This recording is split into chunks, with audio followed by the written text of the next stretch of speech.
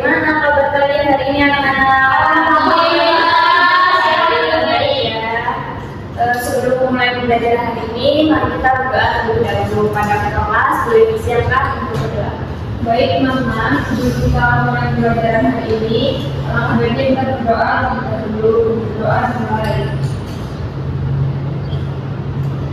Berdoa selesai. Bersalam. Assalamualaikum warahmatullahi wabarakatuh. Waalaikumsalam warahmatullahi wabarakatuh. Sebelum memulai ya pembelajaran ini, gua akan memeriksa hadiran kalian. Maya dulu, hadir Ibu.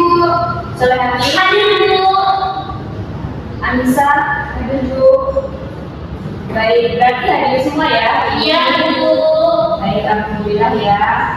Nah, itu mau tanya mengenai materi kita minggu lalu. Siapa yang masih ingat? Saya Bu. Ya, boleh saya hadir. Minggu lalu itu tentang mempelajari tentang teks laporan observasi. Laporan observasi adalah teks yang memaparkan informasi berdasarkan fakta dari hasil pengamatan secara objektif. Nah, teks ini itu bertujuan untuk memberikan informasi yang akurat dan terbaru tentang suatu objek. Teks laporan observasi memiliki struktur berupa pernyataan umum, deskripsi bagian dan deskripsi manfaat. Baik, itu sekali boleh tepuk tangan untuk Solehati. Minggu lalu kita sudah mempelajari mengenai teks laporan hasil observasi. Teks laporan hasil observasi adalah teks yang memberikan informasi secara fakta mengenai objek yang diamati. Nah, untuk pertemuan hari ini kita akan membahas mengenai memahami cerpen dengan latar belakang peristiwa sejarah. Anak-anak sudah pernah membaca cerpen belum sebelumnya? Sudah Bu. Biasanya tentang apa kalian? Tentang cinta Tentang cinta Bu. cintaan. Kalau tentang peristiwa sejarah ada yang pernah belum? Ayo Bu, saya itu. Pernah gimana? Iya, saya sudah Nabi. Ya Ibu, sejarah itu ya. Ada pastinya juga di Indonesia kan juga pernah ya ada peristiwa di zaman masa lalu. Itu juga penting kita untuk membacanya, untuk mempelajarinya. Nah, cerpen latar belakang sejarah seperti halnya karya sastra lain. Cerpen ini disusun melalui peristiwa-peristiwa yang telah terjadi di masa lalu. Peristiwa-peristiwa tersebut terjadi dalam suatu kelompok masyarakat maupun peristiwa dalam sejarah. Lalu peristiwa itu disusun dengan menjadi cerpen. Oleh karena itu kita bisa membaca melalui salah satu karya sastra tersebut, yaitu melalui cerpen. Kita lanjut. Nah, anak-anak ada yang tahu nggak apa itu cerita pendek atau cerpen? Cerita pendek atau cerpen? Cerita pendek itu adalah cerita yang bisa kita baca dan bisa selesaikan selama sekali duduk itu. Jadi cuma biasanya alurnya cuma satu. Ya, betul sekali. Itu tukang. Jadi cerita pendek adalah cerita salah satu karya sastra, cerita yang menceritakan kisah ringkas, biasanya berfokus pada satu masalah atau konfliknya hanya satu dan bisa diselesaikan sekali dulu. Cerita pendek ini biasanya disusun tidak lebih dari 10.000 kata, seperti itu. Paham? Paham Ibu. Kita lanjut. Lalu ada ciri-ciri cerpen, yaitu yang pertama, cerpen biasanya tidak lebih dari 10.000 kata. Jadi cerpen ini disusun secara ringkas, yaitu dengan menggunakan kata tidak lebih dari 10.000 kata dan terbatas ya jadinya. Lalu yang kedua, memiliki alur yang tunggal. Nah, dalam cerpen ini biasanya memiliki alur tunggal saja, misalnya alurnya tentang masa lalu, yaitu menceritakan mengenai masa lalu saja, seperti itu. Lalu yang ketiga, cerpen berfokus hanya pada satu tokoh utama. Jadi cerpen ini hanya berfokus pada satu tokoh karena tokoh dalam cerpen ini terbatas. Seperti itu. Paham? Paham Ibu. Lanjut. Nah, ini pengertian cerita sejarah. Nah, tes sejarah adalah tulisan yang berisi cerita, kejadian, atau peristiwa yang terjadi di masa lalu. Dan cerita sejarah ini biasanya bersifat faktual, yaitu benar-benar terjadi di masa lalu. Gitu. Paham mengenai teks cerita sejarah? Paham Ibu. Kita lanjut. Selanjutnya ada versi teks sejarah. Yang pertama, catatan yang mendokumentasikan peristiwa-peristiwa penting. Jadi teks sejarah ini berfungsi untuk mendokumentasikan mengenai sejarah masa lalu sehingga generasi selanjutnya bisa mempelajari atau mengenai peristiwa yang terjadi di masa lalu. Lalu yang kedua, membantu memahami asal-usul dan perkembangan suatu masyarakat. Nah, jadi teks sejarah juga bisa membantu kita memahami asal-usul yang terjadi dalam peristiwa sejarah di masa lalu. Lalu yang ketiga, memberikan informasi tentang tokoh-tokoh peristiwa dan latar belakang. Jadi teks sejarah ini juga berfungsi untuk kita mengetahui siapa tokoh-tokoh atau latar peristiwa yang terjadi di masa lalu. Lalu yang keempat, membangkitkan rasa cinta tanah air. Cerpen ini juga berfungsi untuk kita membangkitkan cinta pada tanah air, misalnya cerpen mengenai bangsa Indonesia, sehingga kita bisa membangkitkan melalui membaca teks sejarah tersebut. Lalu yang kelima, sebagai pembelajaran dari keberhasilan maupun kegagalan di masa lalu.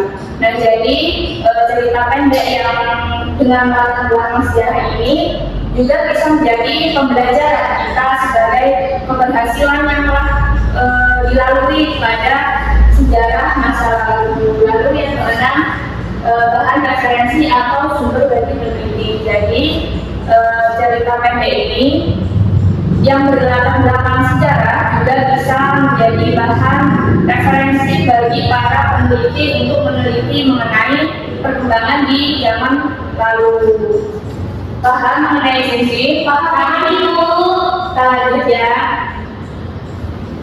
Selanjutnya ada ciri-ciri teks sejarah. Nah, yang pertama, penyajian teks cerita sejarah itu ditulis secara kronologis, yaitu cerita teks sejarah disusun secara sistematis yang berulang melalui waktu yang telah terjadi, sehingga harus ditulis dengan kronologis. Yang kedua, bentuk teks cerita sejarah adalah teks cerita ulang. Jadi cerita teks sejarah ini merupakan cerita yang disusun ulang di masa sekarang misalnya, karena sejarah itu kan yang terjadi di masa lalu. Kalau di zaman sekarang kita berarti menulis ulang seperti itu. Lalu yang ketiga, memiliki struktur teks berupa orientasi, urutan peristiwa, dan reorientasi. Jadi struktur dalam cerita pendek dengan latar belakang sejarah itu memiliki tiga struktur, yaitu orientasi mengenai pengenalan, lalu urutan peristiwa mengenai urutan yang terjadi dalam suatu peristiwa, lalu dan yang terakhir ada reorientasi, yaitu mengenai ringkasan dari peristiwa yang telah terjadi. Yang keempat ada konjungsi yang banyak digunakan dalam cerita pendek dengan latar belakang sejarah memiliki konjungsi temporal seperti menjelaskan mengenai kata kemudian, selanjutnya, ketika, sejak itu, seperti itu. Lalu yang kelima, isi teks cerita sejarah berupa fakta dan benar-benar terjadi. Jadi cerita teks sejarah ini memang benar-benar terjadi di masa lalu dan ceritanya memang fakta seperti itu. Dan yang terakhir, cerita sejarah bisa dilacak eksistensinya oleh para sejarawan berdasarkan bukti-bukti seperti itu. Mengenai ciri-ciri, paham anak-anak? Paham Ibu ya. Nah, dalam cerita pendek itu pastinya ada unsur intrinsik dan ekstrinsiknya. Yang pertama ini ada unsur intrinsik. Unsur intrinsik adalah unsur yang terdapat di dalam teks, yaitu yang pertama ada tema. Tema ini menjelaskan mengenai gagasan utama, ide pokok yang terdapat dalam suatu cerita sehingga menjadi pembangun cerita tersebut.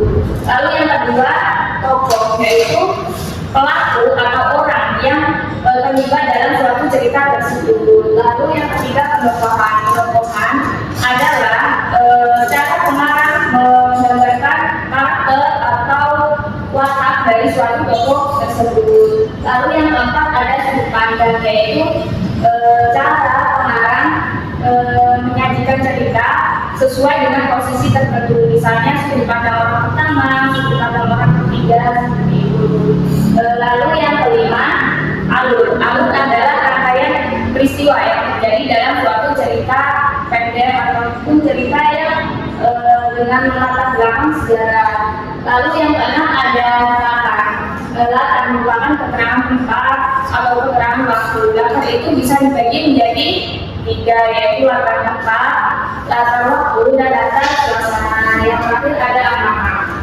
Amalan ini adalah pesan moral yang ingin disampaikan oleh pengarang kepada pembaca. Seperti itu. Paham anak-anak? Paham, Bu. Paham, kita lanjut. Nah, selanjutnya ini ada unsur-unsur eksplisit, yaitu unsur yang terdapat di luar teks. Yang pertama ada latar belakang masyarakat. Latar belakang masyarakat ini merupakan kondisi sosial bagaimana yang telah terjadi dalam suatu masyarakat. Lalu yang kedua latar belakang pengarang, yaitu mengenai pengalaman pengarang, biodata pengarang, seperti itu. Lalu yang ketiga ada nilai-nilai yang terkandung, yaitu nilai moral, nilai sosial, nilai religius, dan nilai budaya. Kita lanjut ya. Nah, ini ada contoh nilai moral. Bisa kalian membacakan? Siapa yang mau membacakan? Baik, silakan ya. Awalnya aku berteman dengan siapa saja, namun setelah mencari kelebihanku, aku mulai memilih teman yang bisa dekat denganku, apalagi dengan orangku yang pandai. Semakin banyak teman yang menyukaiku, maka aku mulai memilih teman dari golongan menengah ke atas. Aku tidak lagi mau berteman dengan anak yang setara padaku. Kutipan cerpen dengan salah satu kutipan cerpen dengan salah satu karya dari India. Baik, terima kasih Maya. Dan ini merupakan kutipan contoh nilai moral ya anak-anak. Lalu yang selanjutnya ada contoh nilai sosial. Perhati Bu. Saya dua kepala laki saat melihat lain dan ibunya masuk berdiri memberikan tempat duduk. Terima kasih, lain dan ibunya setelah duduk. Kutipan Novel Hujan karya TLMD. Ya, baik. Ini merupakan kutipan dari novel Hujan karya TLMD yang memiliki nilai sosial. Lalu yang ketiga ada contoh nilai budaya. Boleh Anissa membacakan? Iya, kita mau masakan, kamu mau jadi akan terus mencari jagung ini. Kan asik kalau kita bisa ngopi di Indonesia ke berbagai daerah. Bukan cerpen dari karya Albiza Aurelia. Baik, ini merupakan contoh nilai budaya, yaitu menjelaskan mengenai tari jaipong. Lalu yang terakhir ada contoh nilai religius. Siapa yang ingin membacakan? Boleh ya? Boleh, silakan. Saya itu tahun 1309, segenap rakyat berkumpul di alun-alun. Semua berdoa, apapun warna agamanya, apapun siwa, Buddha, maupun Hindu. Semua anak-anaknya ditujukan dalam satu panjang beberapa mata yang tidak dijaga terlampau ketat. Sebenarnya prajurit bersikap sangat ramah kepada siapapun karena memang demikian sikap keseharian mereka. Baik, terima kasih Maya. Sampai dulu. Nah, itu sudah selesai ya berarti. Baik, apakah ada pertanyaan? Tidak Ibu. Paham semua? Paham. Ada latihan anak-anak. Ya, nanti Ibu akan membagikan kalian infografis yang telah Ibu buat, dan Ibu juga akan memberikan soal. Nanti jawaban dari soal yang telah Ibu berikan, anak-anak bisa mencari dari infografis ini ya. Nanti kita bahas bareng-bareng. Baik Bu. Itu PR Jadi kerjaan sekarang. Oh Ibu, baik. Kasih Bu. Ya. Makasih Bu. Kasih Ibu. Ya. Ibu dinamain nggak Bu atasnya Bu? Ya boleh. Oke Bu. Jangan ya, nanti kalau ada yang mau ingin ditanyakan boleh.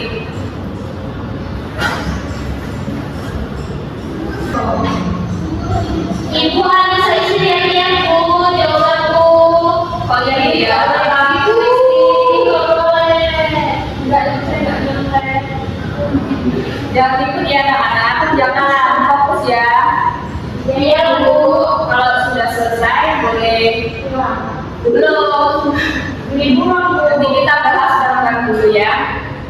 sudah? Sudah, Bu. Sudah. Baik, kita bahas ya. Ya, Bu. Sudah, benar semua sudah. Sudah, Bu. Tuh, jawaban kurang itu tulisannya juga. Sudah berarti bagus. Ya. Jelek Bu. Gak apa-apa, kan nanti ini jawabannya bisa jadi benar semua. Baik, kita bahas ya. Mulai dari soal pertama, siapa yang mau membaca soal pertama? Saya, Bu. Boleh. Soal pertama, siapakah Andi Makassar?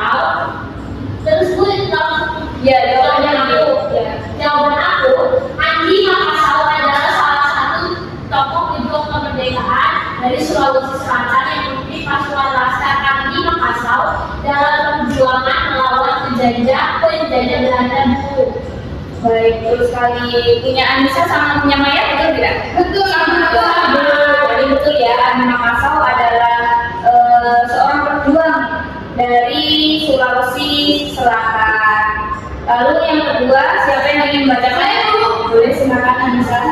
Apa yang telah dilakukan Andi Makassar dalam memperjuangkan kemerdekaan Indonesia, khususnya di Sulawesi Selatan? Jawabannya itu Andi Makassar memimpin perjuangan rakyat untuk melawan pasukan Belanda dan mempertahankan kemerdekaan di wilayah Sulawesi Selatan. punya Soleh sama Maya. Satu ya. Ya, Bu. Jadi Andi Makassar ini merupakan pemimpin perjuangan rakyat Indonesia untuk melawan pasukan Belanda. Lalu yang ketiga, boleh Maya bacakan. Soalnya, mengapa Waskari dikatakan sebagai pelawak presiden di Sulawesi Selatan? Jawaban saya, karena Waskari memimpin aksi pembantaian massal terhadap rakyat Sulawesi Selatan, menyebabkan banyak korban jiwa yang tidak berdosa itu. Baik, itu punya Soleh sama. Betul, Bu.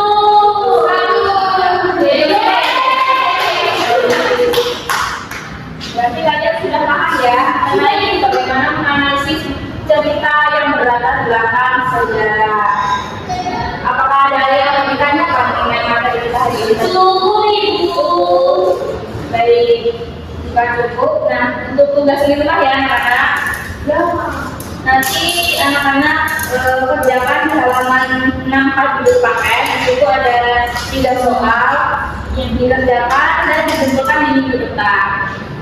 Baik, jika tidak ada yang ingin ditanyakan, boleh siapa yang ingin merefleksikan mengenai materi kita hari ini. Baik, Bu, silakan.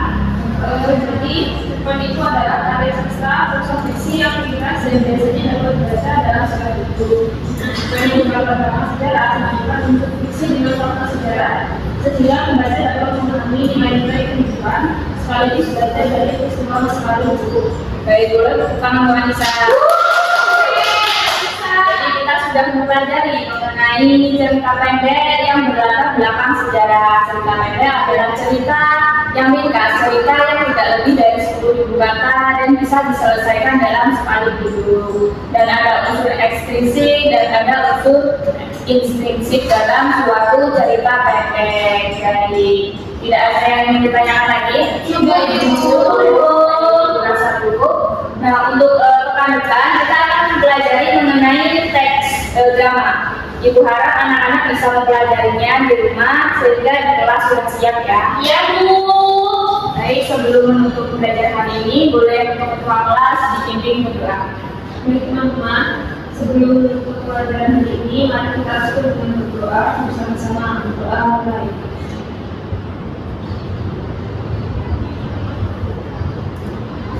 Berdoa selesai. Beri salam. Assalamualaikum warahmatullahi wabarakatuh. Waalaikumsalam warahmatullahi wabarakatuh. Terima kasih anak-anak. Jangan lupa kerjakan tugas, jangan lupa jaga kesehatan. Semoga materi yang telah kita pelajari hari ini bisa bermanfaat bagi kita semua. Amin. Tutup kembali ya. Wassalamualaikum warahmatullahi wabarakatuh. Waalaikumsalam warahmatullahi wabarakatuh. Terima kasih, Bu.